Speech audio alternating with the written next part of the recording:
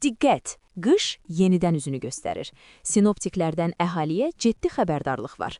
Yanvarın 5-də ölkənin bir sıra bölgələrində şaxtalı və təhlükəli hava şəraiti gözlənilir.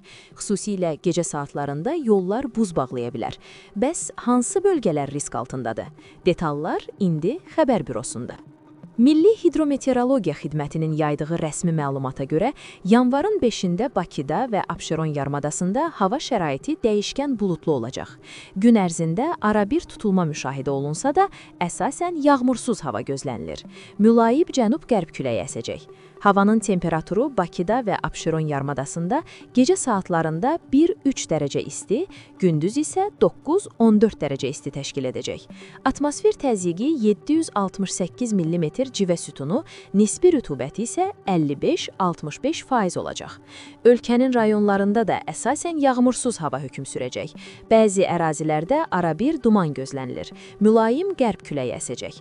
Rayonlarda temperatur gecə 3 dərəcə şaxtadan 2 dərəcəyədək isti, gündüz isə 8-13 dərəcə isti olacaq.